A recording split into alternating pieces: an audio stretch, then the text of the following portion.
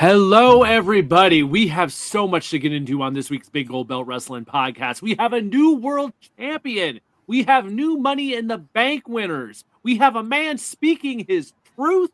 We have a new possible diva or Hollywood star in NXT. And worlds collided this week. And we are definitely going to talk about the newest superstar in wrestling. Not the newest superstar in the United States. We are absolutely going to talk about Mr. Iguana. Get ready, folks. Your Big Old Belt Wrestling podcast starts right now. Big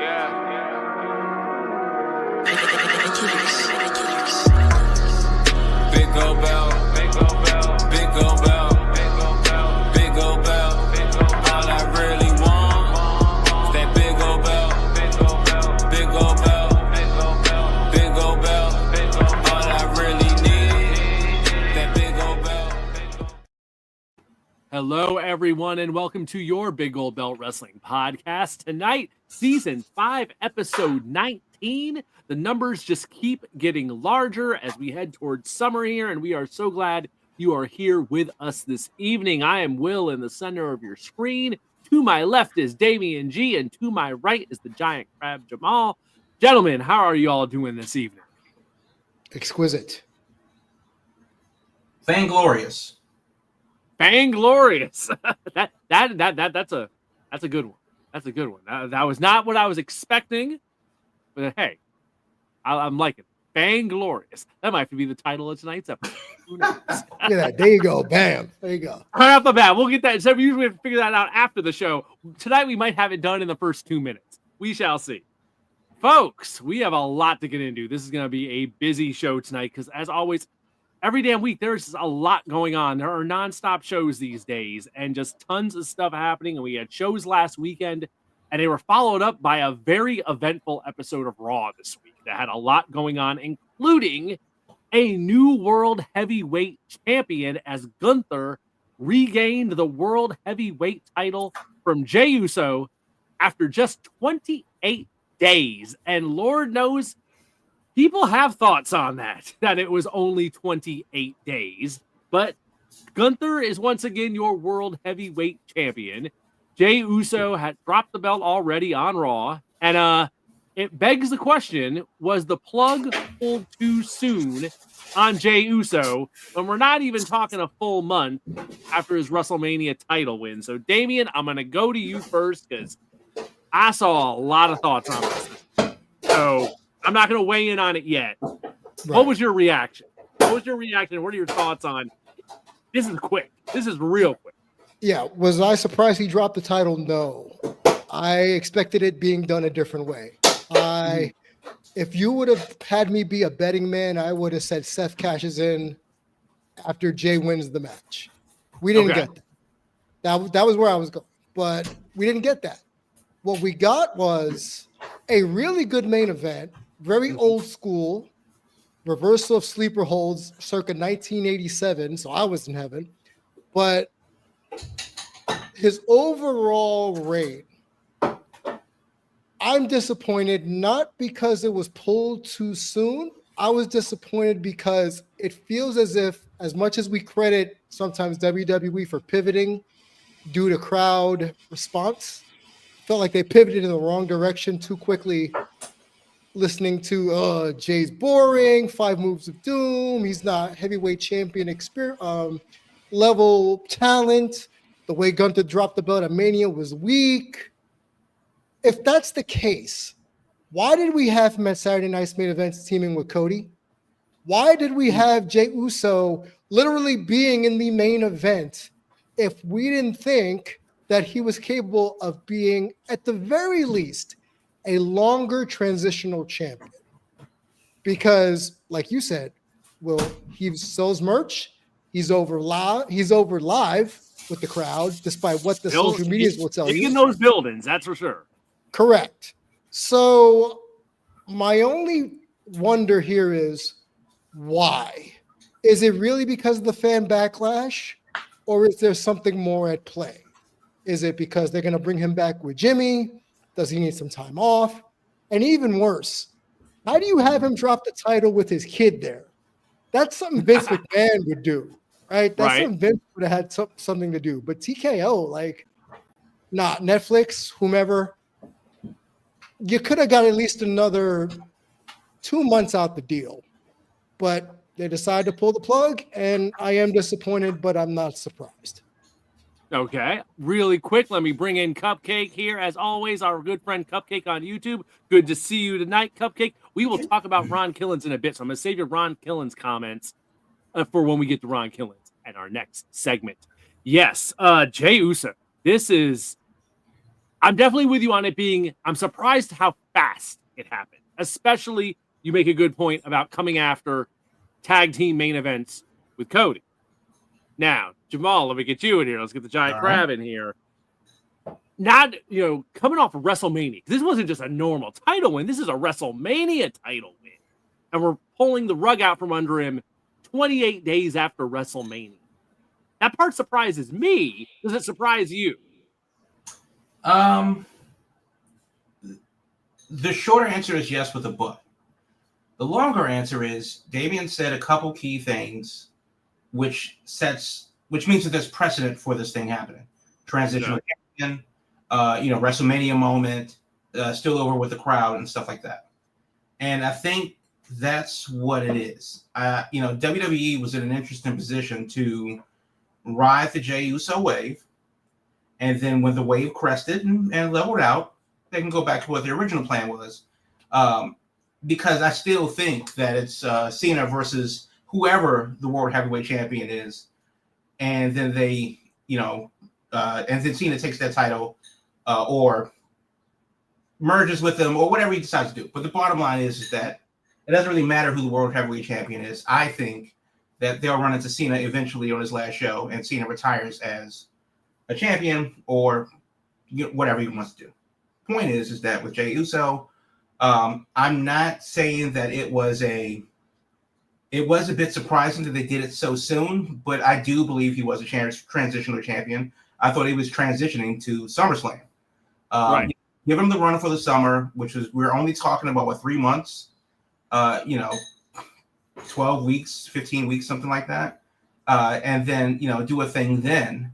And then, of course, with the Money in the Bank implications after that, maybe we see some play there. But no, they decided to go back to Gunther. And I'm not sure who that helps. Does Jey Uso need the belt? Well, no. We've seen it. He's had his moment. And it really was just about the moment. And then, of course, does Gunther need the belt? Well, no, not really. He is Gunther, and he's kind of proven that he can hang at this upper level. He deserves a spot at the top. When are they going to get him into that program? When is Gunther going to get a seat at the table with Rollins and Cody and the Bloodline and all of them? Because even with the belt, he still felt like an outsider looking in at the top of the card. Mm-hmm. And he was champion for months. So, and that's just that says more about the title than it does about anybody that's holding it. So I don't think that it was necessarily surprising, but I'm not surprised that Uso is a transitional champion at all. Yeah, sitting here as we're talking about it, and I'm remembering this is pretty much what they did with him in his Intercontinental title run, where it was very short, only 2 or 3 weeks. Even shorter, exactly. They pulled it on that. I think that was only about maybe 3 weeks, maybe 21 days or so. And I think what surprises me is, of course, coming off Money in the Bank. I think a lot of people were like, he'll edge it out against Gunther, but he'll get cashed in on. So I think some people were expecting a title change that night, but they weren't thinking, we're just going back to Gunther. We're just rehashing what we just had that he beat at WrestleMania. So I think that was kind of the surprise part, where it's like, okay, they beat him, but they just had Gunther win it back. So it's kind of like, we're talking about Jey Uso being a transitional champion. Well, now it's like, I think we're setting up Gunther to be a transitional champion, because I can't see this Gunther reign hanging on for that darn long, especially with a briefcase in play now, SummerSlam on the horizon, King of the Ring tournament that's going to be for the SummerSlam title shot. It feels like Gunther now is like going to be a transitional champion. So maybe it just comes down to, we need the belt back on a heel, But I don't know. It's everything about it is just. It feels like I don't know if they reacted to something. There's like we need to change stuff up. There's rumors that the Netflix Raw viewership might not be as good as they want it to be, and they felt like they needed to specifically do something on Raw to jolt things and shake things up. So maybe that was part of it.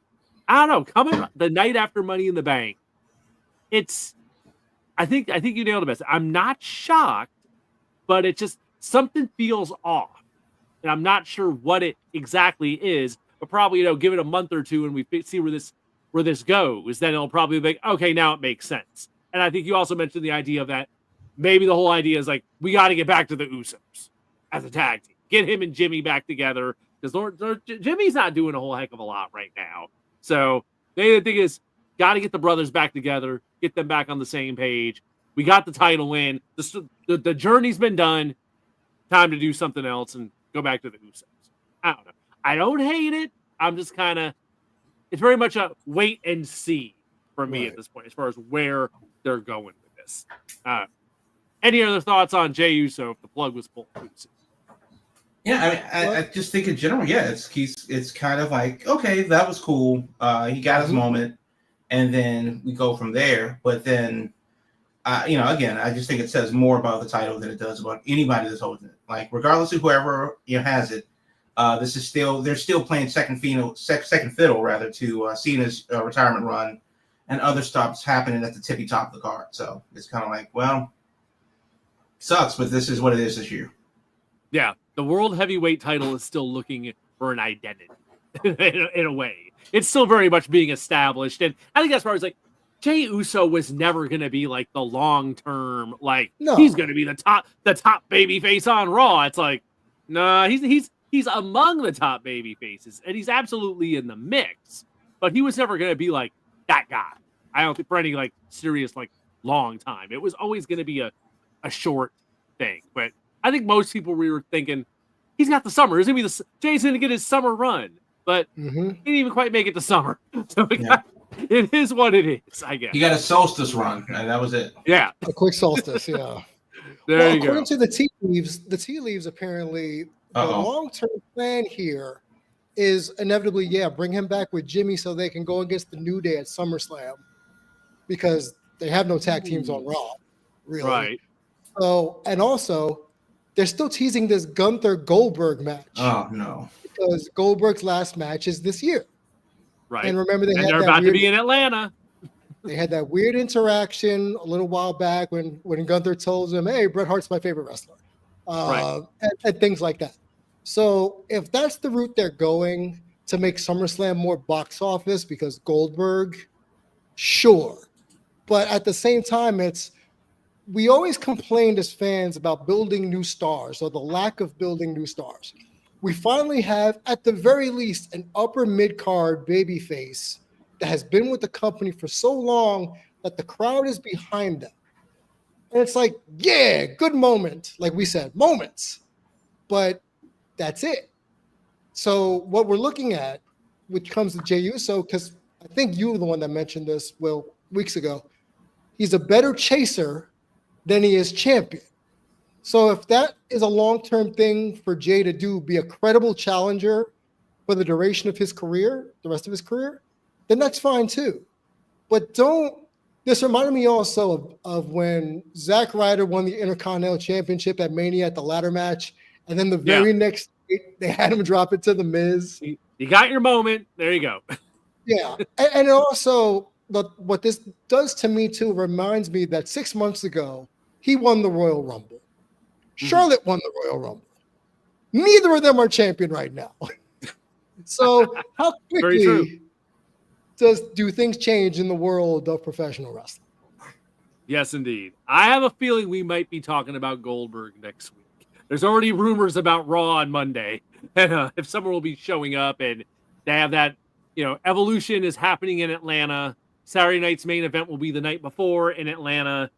The way the schedule coming up kind of fits perfectly for, you were saying SummerSlam. I'm thinking Saturday night's main event might be Goldberg and Gunther, which in a lot of ways would be would be the better move. Throw it on NBC, do as an attraction instead of tying up SummerSlam.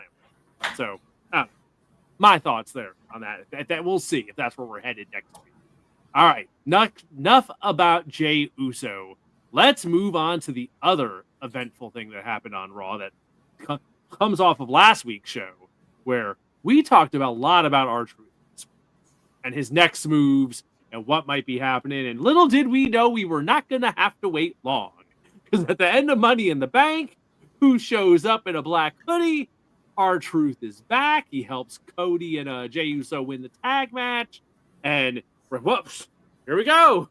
He's not showing up in TNA. He's not doing an indie run. He's not doing meet and greets. No, he is back already. It didn't even last a full week. R-Truth is back. And we immediately started seeing merch out there with the name Ron Killings on it. So former NWA Worlds Heavyweight Champion Ron Killings. So I was like, oh, this is getting interesting now. Raw happens the next night.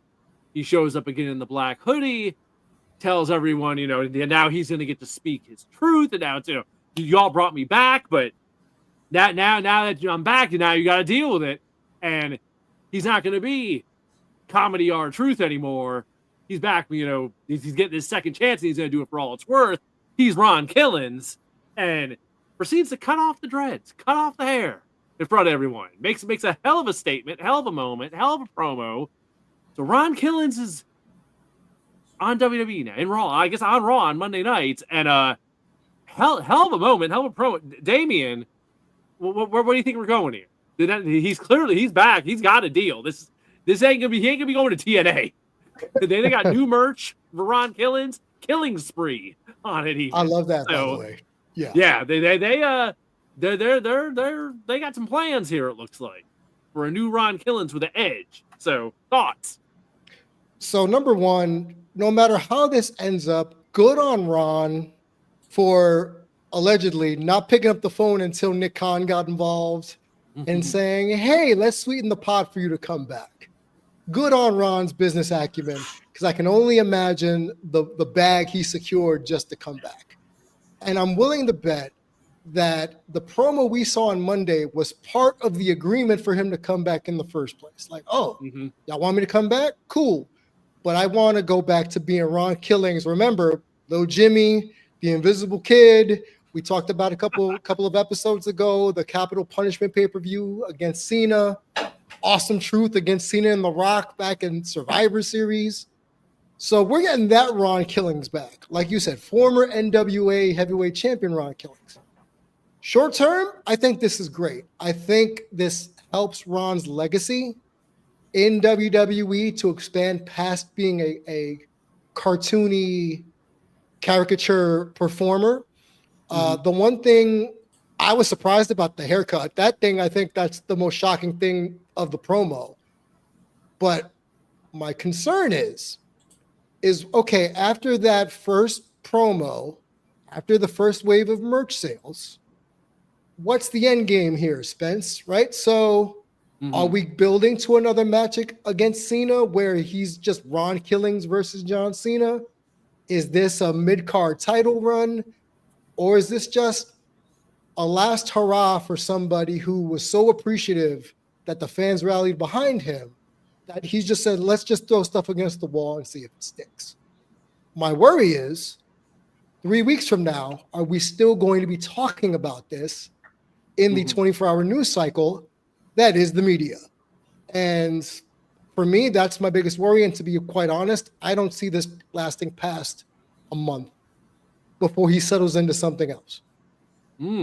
Okay. Let me work Cupcake in here real quick from earlier. Ron Killings killed it, especially when he cut his locks. Definitely a big moment that got online. It played really well. But that video's been going around all darn week of Ron taking the scissors and making his big statement. So Crab, what do you do? What we do with Ron Killings? This isn't R-Truth. We got Ron Killings and coming off interfering in the main event the night before on Money in the Bank. So I figured that, to me, that's a good sign that he returned, at the top of the card and in the top mix, I would think. Right. So this is, similar to Damien's point. This is my concern. Do you think that WWE's long-term bookings are still moment to moment? Because it seems like that, years ago, many years ago, we would see feuds, overarching stories over the course of 2, 3, 4, 5 years, where things would happen and things would move on, but the overarching story was still whatever it was. And it would span a couple WrestleManias and so on. And now it just seems to be, can we get to this flashpoint moment? Oh, well, Saturday night's main event is in Atlanta. Oh, well, SummerSlam's in Jersey and New York. Oh, with this moment and that moment. Well, they're having Clash at the arena in Paris. Just get to this moment. And that's what it seems like for R-Truth. As we said last week, WWE is stupid. And if they see a way to make money, they will absolutely have Squirrel Wrestling in there as the main event of Raw. Like you said that last week. That's not a joke. Because that's what they're in the business of making money through wrestling. Now, where does Truth go from here? How long will he ride this wave? Well, that depends on who's driving the bus. I wonder what his contract is like. Not in a monetary sense, but in a creative sense. How long is it? Is it a year? Is it 2? Was Truth actually planning to retire anyway? I mean, we did confirm he's 50 plus. Yeah, he could go as long as he wants to go, but what if that was 2 years? What if R-Truth the whole time was on the AJ Styles clock? It's just that nobody knew. Right. Now, right. I mean, now, of course, there are a lot of what ifs and a lot of maybes and a lot of couldas and a lot of shouldas. But as far as where he goes from here, I think I'll just say what I said last week. It's kind of whatever he really wants to do. He never, I mean, yes, the comedy act, the Little Jimmy, the whole thing, the Golden Truth, that all of these things, and his the 24/7 champion, which was great for him, like 97-time 24/7 champion. You put his ass in the Hall of Fame right now. Still put him in the Hall of Fame today. But yes, will people care in a month? I hope so. But how hard is it to keep anybody's attention for anything nowadays? Let alone a sub story or a subplot. So that's really going to be the hard thing. And when, to be fair, WWE is very good at stretching out a 5-minute idea into a 5-hour-long segment. So if anybody can do it, it is them. But then now the real question is that I ask you guys is will R-Truth become champion this year? Ooh. Geez, they could pump that Cena number up a whole nother notch if they want to do a quick little switch back and forth. I mean, they could. He's already at 17, so there's really nothing to prove there. But realistically, that is the question of the end game for R-Truth, for Ron Killings, actually. Put some respect on his name. The end game for Ron Killings, is it a championship? If it's not a championship, was it more money? We don't know what the financials look like. But just on paper, was it the merch deal? Well, he had a merch deal with the last Cena shirt. And then of course there is the question, and be a fool of me to not bring it up. Bischoff says the whole thing was an elaborate work. And a lot of people saying that. Yep. A lot of people saying I think that's an easy cop out, but I don't buy it. But to that point, this was the last we've seen of R-Truth. Ron Killings came back. This was, as the shirt would suggest. And now we do have new merch with a new guy with a new attitude. But if that doesn't add to a championship run, he's just another guy that looks mean. That's not a fatu. Cupcake saying he wasn't a caricature. He was comedic relief, which we need in life and wrestling. I agree. I mean, he excelled for years in that comedic relief role. And here's the thing. My thinking is this. He can come back and do this Ron Killings run. It's something different. And then at any point, flip the switch, he's R-Truth again. That's an easy thing to just go right back to.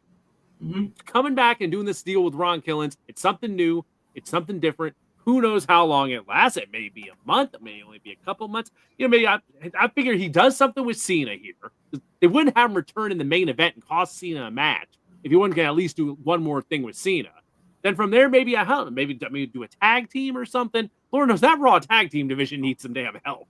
So maybe a Team Killins up with somebody, but as Ron Killins, so it's not just another R-Truth comedy tag team like with the Miz. There's different stuff you could do. I think there's absolutely a role for him. And Lord knows, folks are invested. They responded damn well to that promo on Monday. So they need somebody at the top that's new. Mm-hmm. And that's new to the top. I mean, it ain't Gunther, although it could be. It's not Jey Uso because we know what happened there. But we've seen it all before. Hell, we just had Money in the Bank. And what did we say? They don't need it. They don't need it. They don't need it. We don't need Rollins. We don't need Becky Lynch. We don't need Charlotte. We don't need all of these people that we consistently see at the top. We don't need Cody, the Bloodline. Okay, we get it. But now the truth is, or now that Ron Killins is in the mix, that's injecting new life at the top of the card. And unfortunately, in wrestling, I can't think of a comedy act that like a viable champion. There seems to be a duality there. You either want to find your lane as a middleman, comedy act that may stumble into a B+ title, or you're going to be the ass kicking, swag talking businessman that's going to come into a room and demand, you're going to get down and lay down. It's one or the other. It's rarely both. Zack Ryder is a perfect example where we saw if you take him seriously, you can let him go, let him do his thing. And obviously he left WWE and never and elevated that guy. He didn't change. He elevated his character. Truth changed his character. Full stop. And he said it like, hey, the guy that you want, the guy that I love, we're gonna put a pin in that right here, because Ron Killins has work to do. Now that he's transitioned from the comedy act, B+ title, and all this other stuff too, now he's transitioned to serious champion contender. If he doesn't win a title, by the time his contract ends, whenever that is, right? What are we talking about? And I think that's run, baby. That's all it is. It's just another run with paycheck keeps coming, gets to be in front of the fans in a different light, and maybe that's it. I don't know. I mean, but to be fair though, as we said last week, you don't think that Truth could have raked in dough literally anywhere? Oh yeah, no, absolutely. Yeah, absolutely. We talked about he was going to be fine. He was going to be totally fine, no matter what. Whatever he wanted to do. Hell, he released a country song, a month ago. So it went. So I don't think it was ever really about the money. It's about the respect, and that's that's what he said. Put some respect on my name, and I hope. And I don't think that's a message to the fans. I think that's a message to the people in the back. Mm-hmm. This is who they wanted. Now I'm here. Put some respect on my name. And I hope that leads to it. Jey Uso is actually a perfect example. The Usos with the face paint, everything was happy, whatever. And then they turned serious. They turned mature. They didn't really change the gimmick. They elevated it. Because they're still the same guys, still brothers. They still are. They added a smedge to it. And now they add a smedge to it, and then elevated their game. Entire Street Profits did the same thing. Street Profits, whatever, Red Solo Cup, cool, going on panty raids and all that stuff, and then they got some edge to it. Turned the corner a bit. Not the goofy guys they used to be. Came champions. R-Truth's got to do it. R-Truth, champion of the people. Do it. It's got to happen. The people's champion, Ron Killins. It's got to happen this year. All right. Okay. Interesting. I mean, that's also a thing too. And I'll end it with this: R-Truth versus Gunther, SummerSlam. Oh, okay. All right. I don't hate it. We got John on YouTube saying Gunther versus Goldberg, make it a retirement match. See, that might be the angle for Saturday night's main event. Is That Goldberg actually is what I hear is the angle. That's his retirement Yeah. match. Goldberg So- goes out on his Shield in Atlanta on Saturday night's main event. I mean, easy title defense for Gunther before whatever happens at SummerSlam. So, John on YouTube might I wouldn't be surprised if that's going to happen in Atlanta. They got to put those pieces in play very quick. That show is coming up in less than a month by the time we get to next Monday. I need Bret Hart as special guest referee. Oh, all right. That's a whole nother angle there. That's another twist on things. There you go.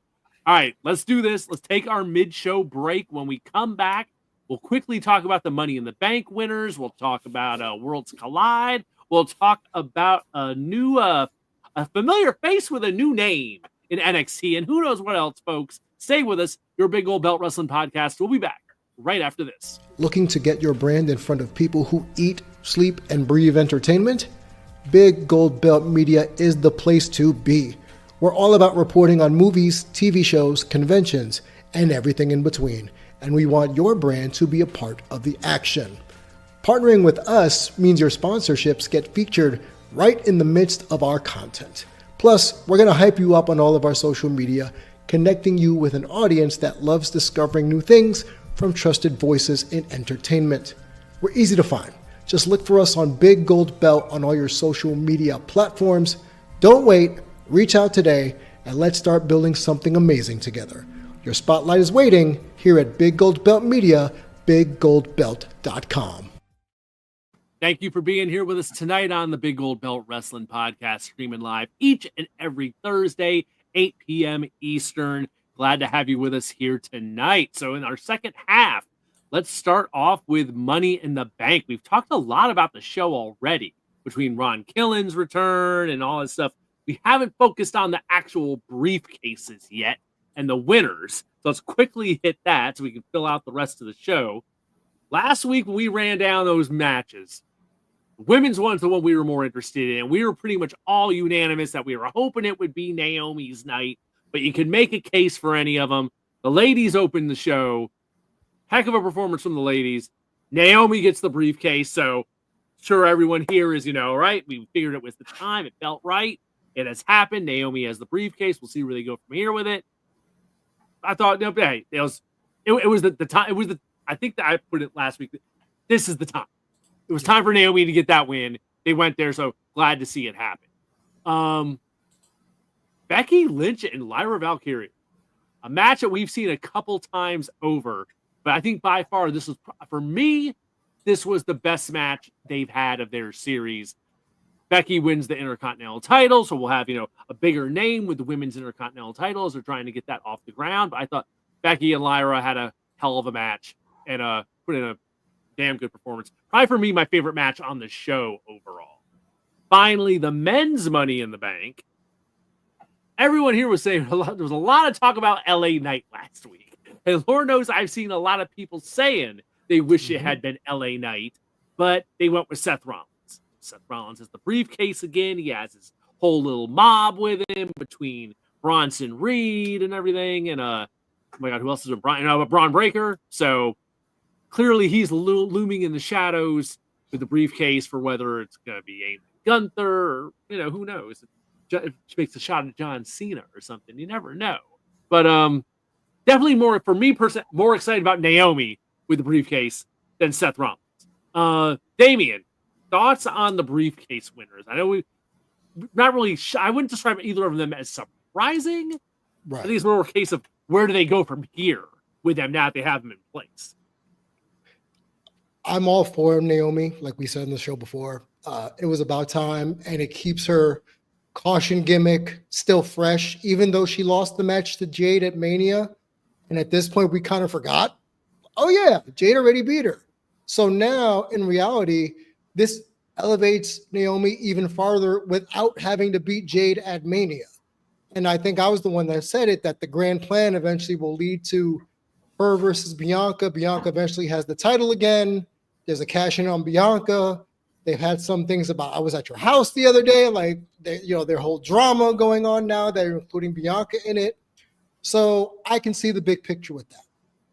Seth, as much as I didn't like the decision, I understood it But the biggest issue I have with the men's Money in the Bank match is you have so many people that you already knew weren't going to win the title, and you put them in the match anyway.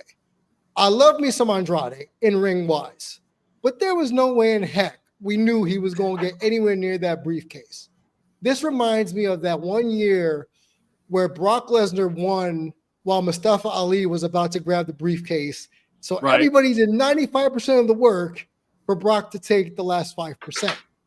And I feel as if this has been a reoccurring thing with WWE and the men's Money in the Bank, where they want to put the Spot Fest people in there because it's a ladder match, but you don't really take them as viable contenders. And this was that case for this Money in the Bank.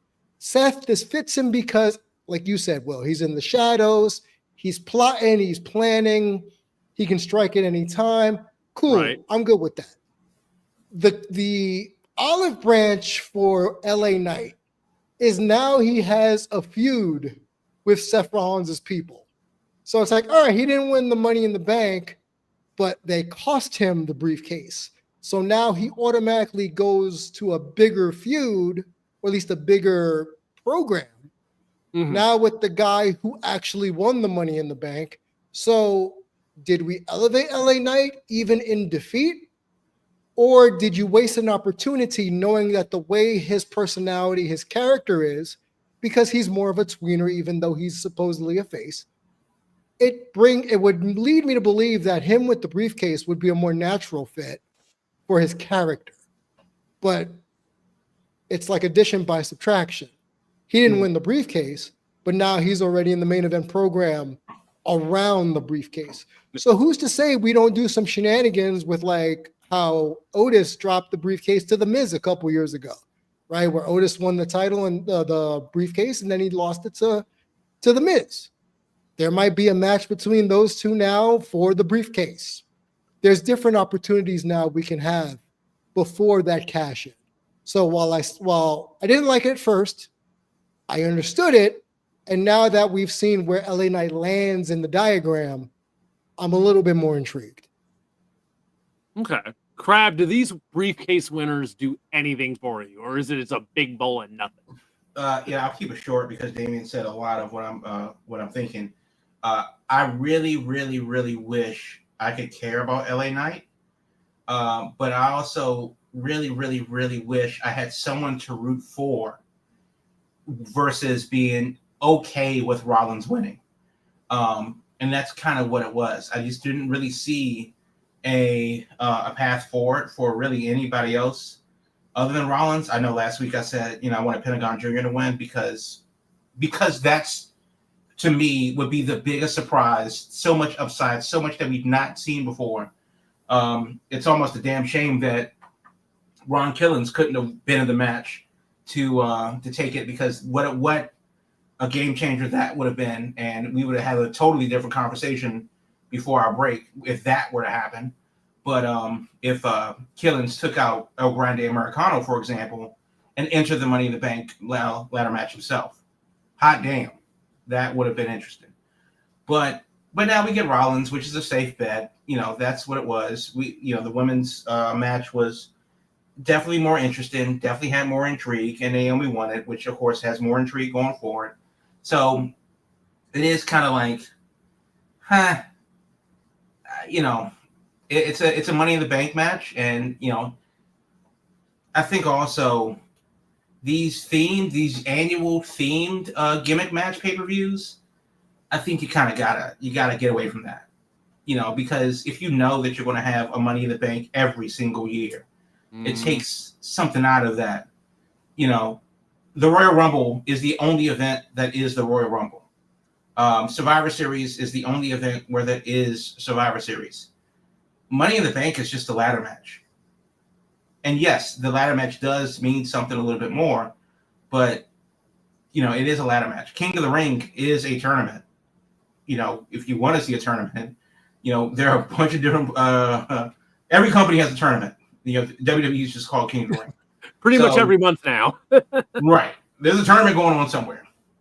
But with that said, though, it's kind of like, yeah. And I think that's kind of been like the the Achilles heel of Triple H and the booking team is that there are a lot of safe bets as we go into summer before SummerSlam, where it's just like, just get us to August. Please just get us to August. Like, nobody gets hurt. Let's all make it to August. And, in the short term, it's kind of like, well, okay. And in the long term, this will largely be forgettable. Yeah, I think there's definitely some treading water. Definitely some, okay, just get the pieces in place. We're on the road to SummerSlam. We got Seth Rollins' new group. We got to get the new group over, even though we've had Seth Rollins with the Money in the Bank before. So it's just kind of like, Naomi, at least, this is a fresh thing.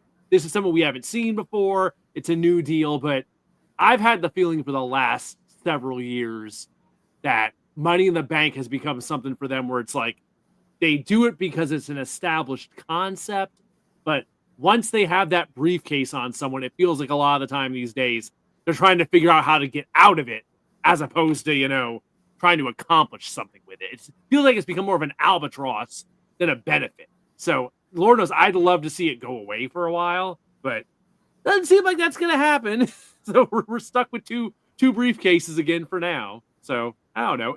It is what it is. I don't hate who they went with. They're not surprising winners, but they're just they're just kind of they're there. The Naomi's one's gonna be the more interesting one for sure by a wide margin. So I'm a working Cupcake real quick because Damian Cupcake's saying LA Knight is a Rock wannabe and LA Knight is boring. So I don't know. We gotta see how LA Knight's how he's gonna handle this this mix with Seth and the briefcase and where he goes from here. I don't know. Well, if she says that LA Knight is boring, I'm afraid to what she's going to say about Ricky Starks. Oh, yeah. Oh boy. Ricky Starks. We'll talk about Ricky Starks.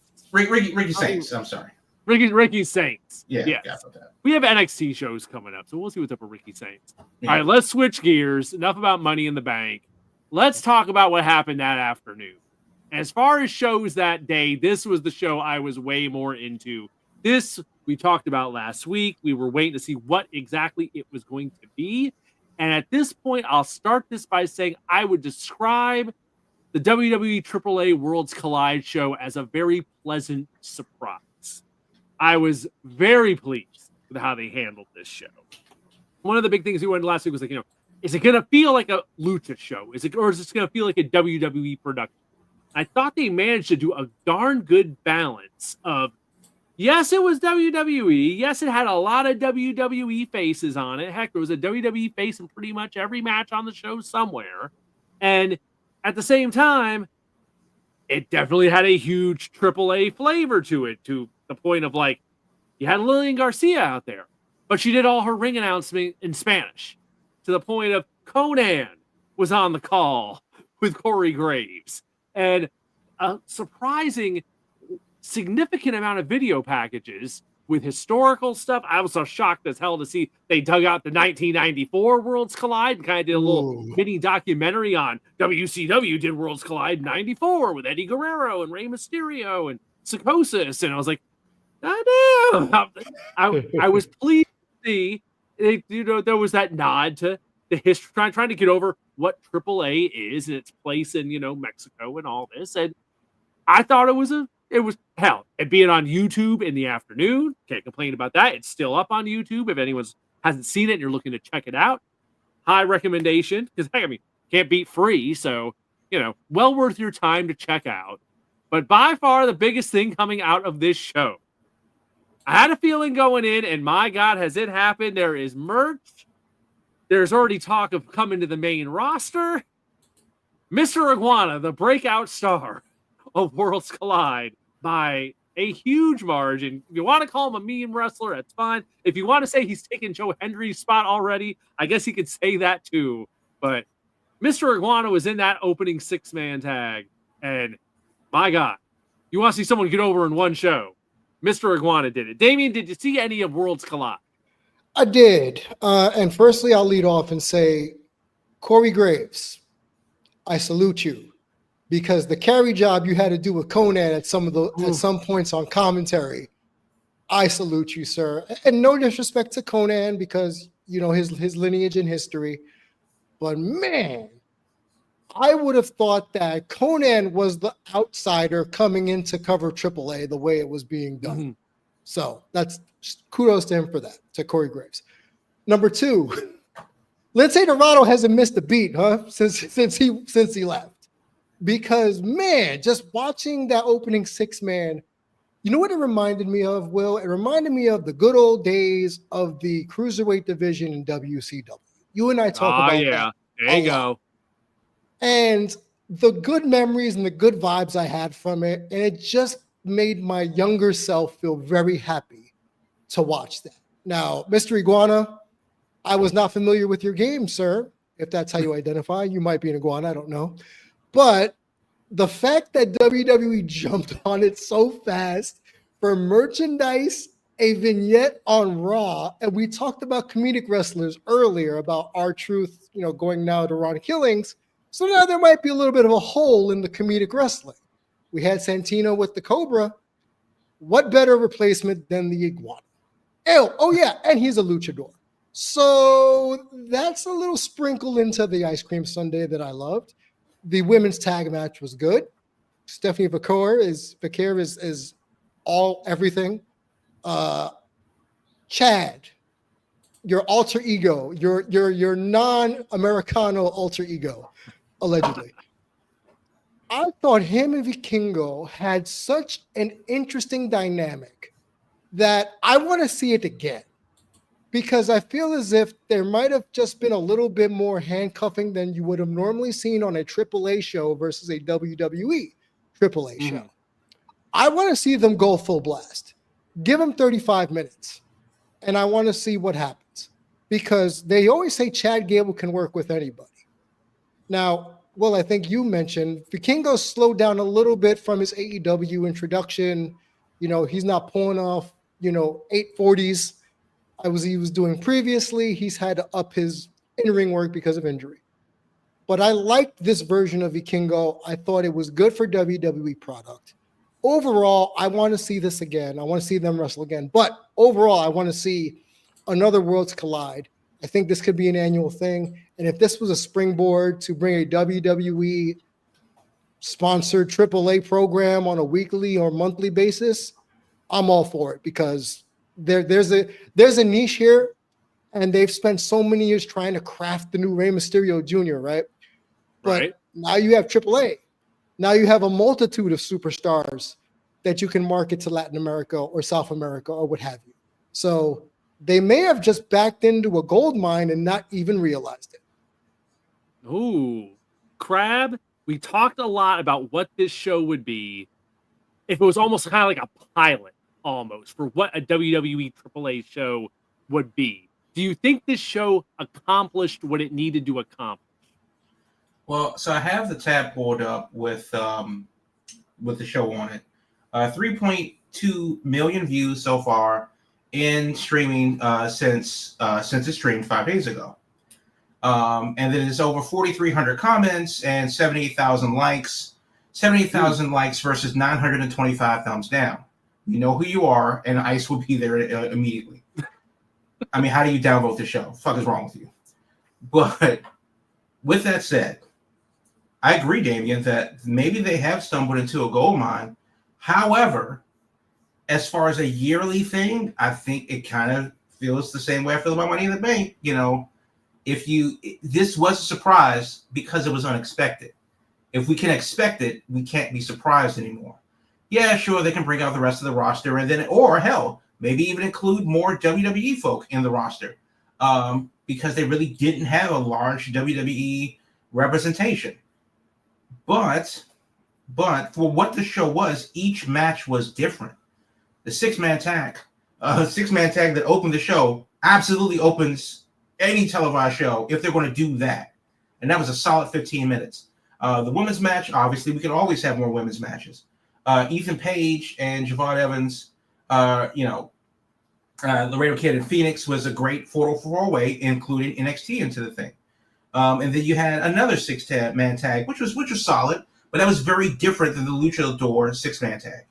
And then, of course, the main event when you had Vikingo versus Gable and for the AAA championship. So it had a lot of things, but not too much of one thing. And I think that was interesting. Now, if this marker on the Wikipedia page is to be true, the event set WWE's record for the largest live audience for a YouTube broadcast, with 764,389 viewers peaking during the main event match. So if they got 750,000 viewers to watch a show in the middle of the afternoon live that was barely in English, and the English that you got was Corey Graves, for God's sakes, and whatever Conan was saying. Conan trying to keep up. Yeah, Conan might not be cut out for live TV these days. No, I don't know. No, not anymore. Give Vampiro, and that is saying something. But the fact that the audience peaked, if this is to be believed, during Vikingo versus Chad Gable.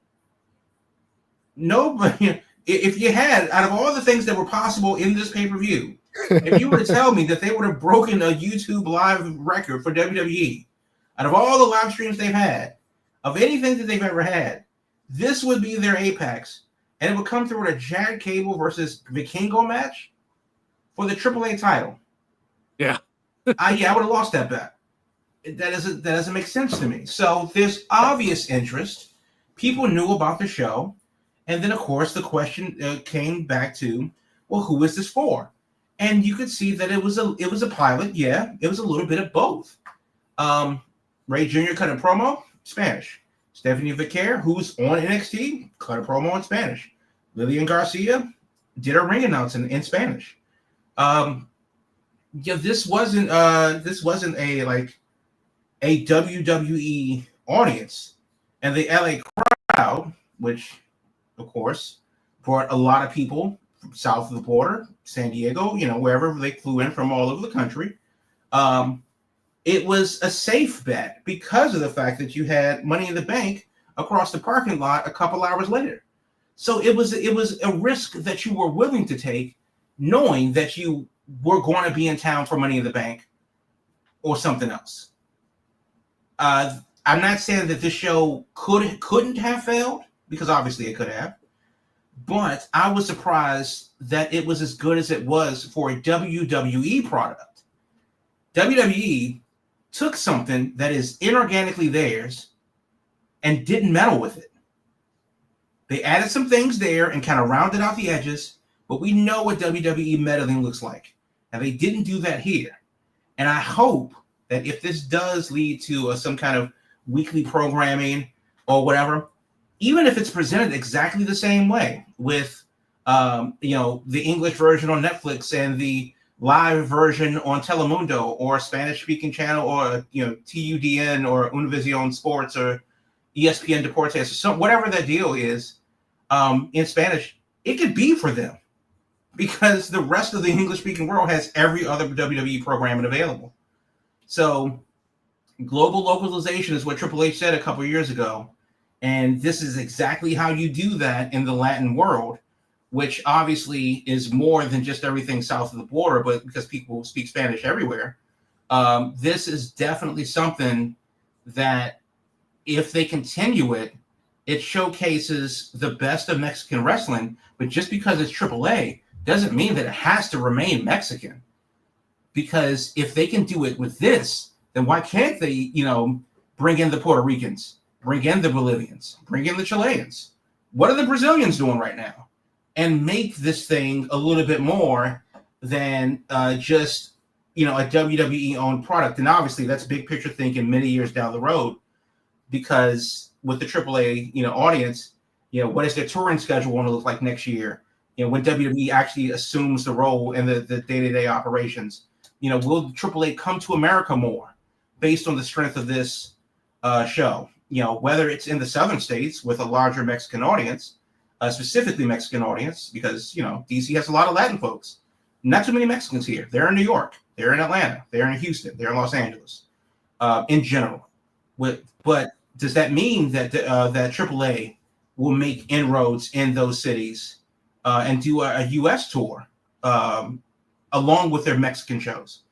There's a lot of upside. The show is fantastic. Definitely worth a watch because it is on YouTube. Setting records, couple million views. Your 3.5 million views since it aired. More of that, please. But I would definitely be down. Hell, even if it isn't exclusively Spanish, I would be down for a 1-hour show. Absolutely. Bring it. Yeah, I think it was just different enough that I think for most people it was like, okay, this is definitely, it's unique, it's something different. We're getting different faces, it has a different feel. I think as long as I think the key is as long as it's not like taken over with like everything WWE, where it just feels like another WWE show, then it's got potential. So for a first effort, I don't think it could have gone much better. So I was pleasantly surprised. Definitely pleasantly surprised by it. With our final minutes here, let's talk about a familiar face with a new name, because Lord knows people have thoughts on this one. So did I ever think I got into it last week or not? No, I think we did. That Mariah May. No, we did talk about it. Yes, that Mariah May showed up in NXT. That she is there. She's immediately got inserted into the title picture, and they followed it up this week with a fancy vignette. Very reminiscent of Sabrina Carpenter's tour opening is clearly what they were lifting from, which all led to, at the end of it, revealing her new name. So we now have Blake Monroe in NXT. And this week, I guess she'll be signing her contract. But Damien, I'll throw it to you. Thoughts on Blake Monroe?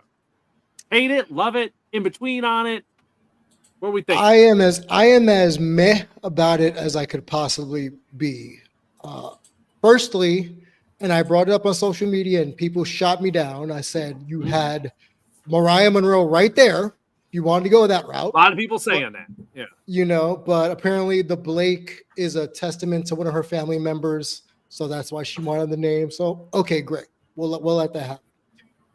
My biggest concern, and I may have voiced this before on the show, is that her biggest feud in wrestling has been with Toni Storm and not much else.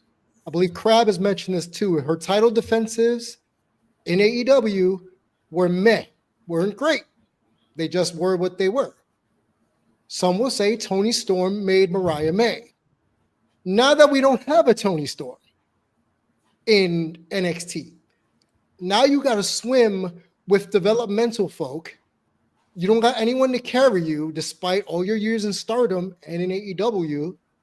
I'm very interested to see if she can keep up, because if it wasn't for Toni Storm, would 90% of the wrestling world care about Mariah May, formerly now Blake Monroe?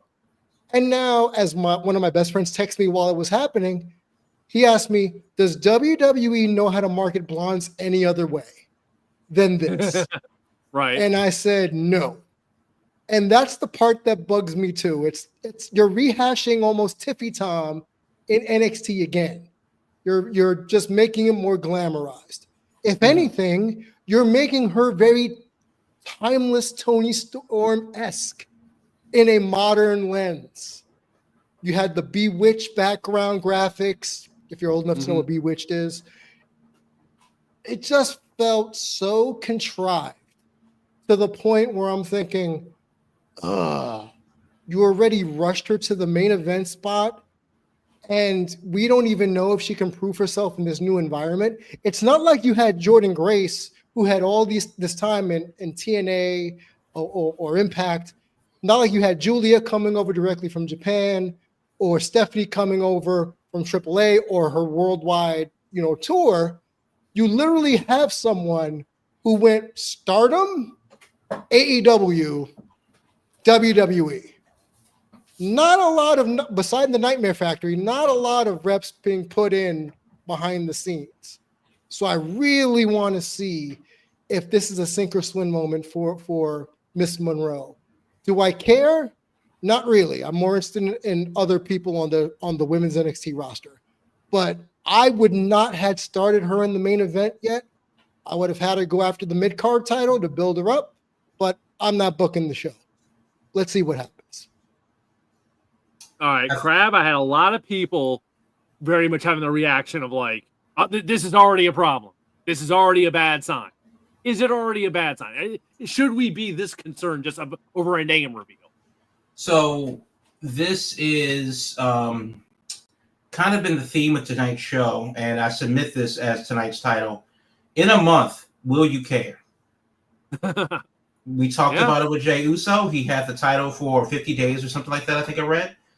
We talked about, Ron Killings. Though this is great in the moment right now, how long will this last? In a month, will you care?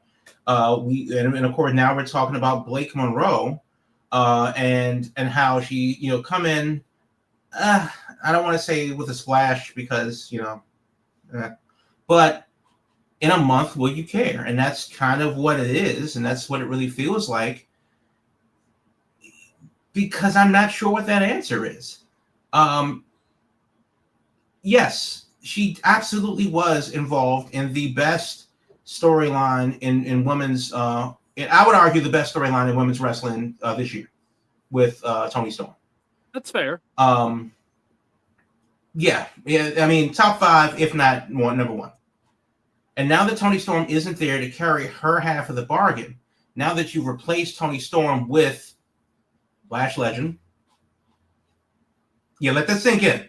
You replaced Toni Storm with Lash Legend, and Lash Legend is fine. I have no problem with. She's not Toni Storm. I just don't know. And the thing is that they already have Blake Monroe. Her name is Tiffany Stratton, and then before that, her name was Stradish, and then before that, her name was Terry Runnels, and before and so on, and so on, because that's what WWE does. So that was kind of my thought process last week when I said, well, she's a hot blonde. Why is she in NXT? Because she could be a hot blonde on the main roster. Do it now. I mean, they traded in Carmella for a new hot blonde. They got rid of Dana Brooke, who's a decent blonde, for another blonde because Bliss is back. So, I mean, the factory's still churning them out, and this is another one, right, to add to the roster. Send her. I mean, what's the worst that can happen? Send her. But for whatever reason, they still think that she needed to go to NXT. Let's just understand this. Blake Monroe right now is in NXT, where Mariah May had arguably the best women's storyline in women's wrestling on American TV.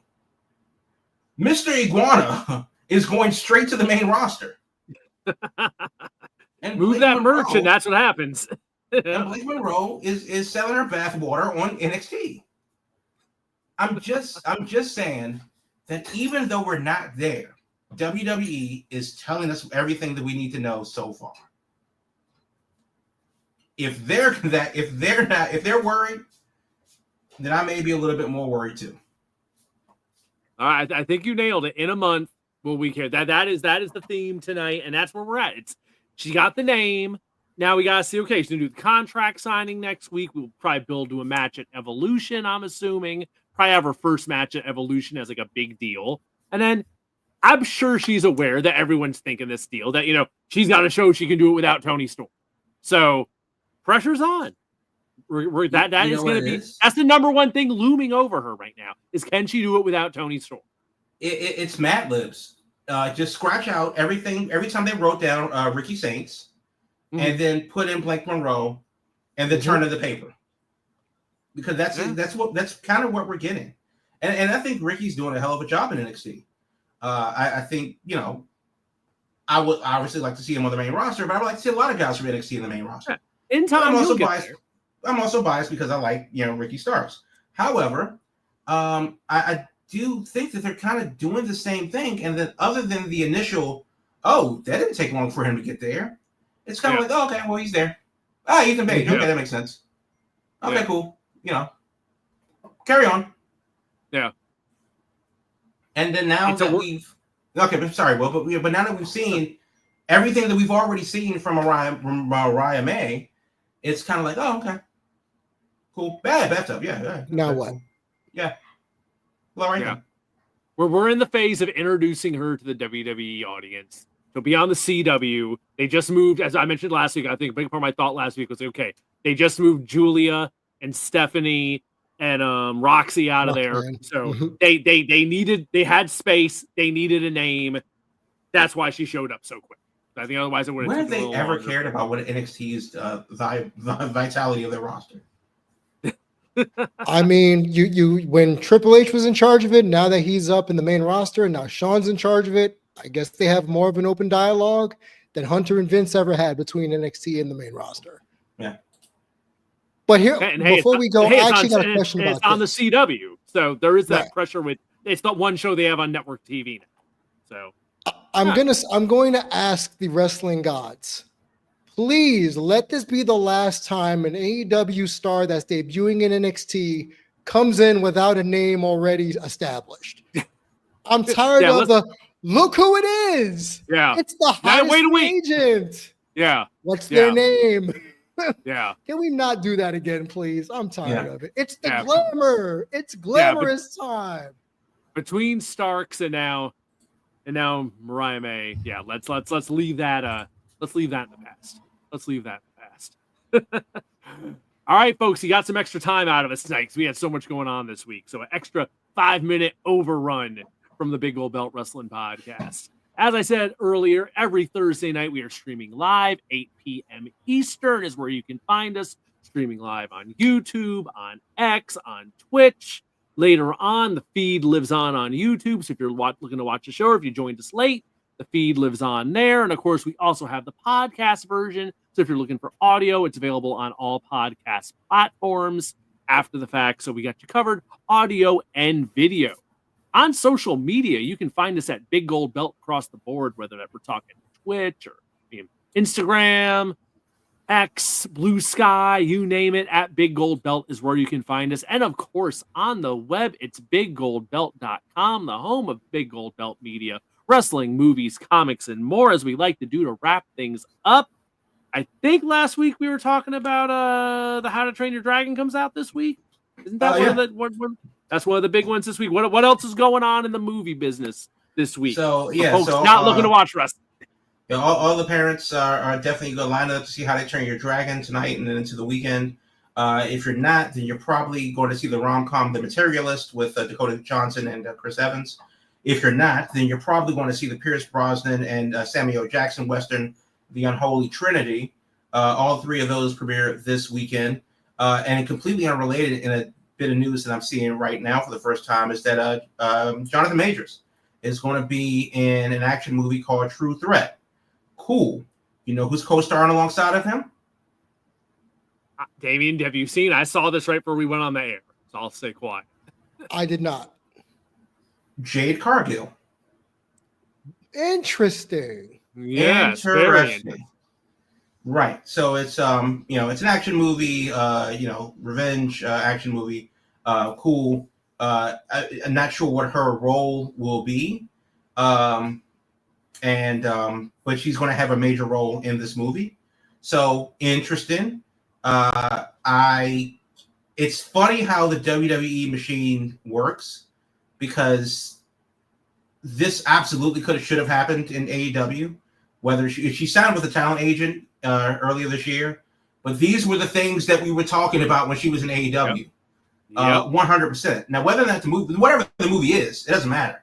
The fact that she's in it, and that this is her first acting role, and that she's co-starring in it with Jonathan Majors is a choice. But it is still something that's going to go on her SAG card.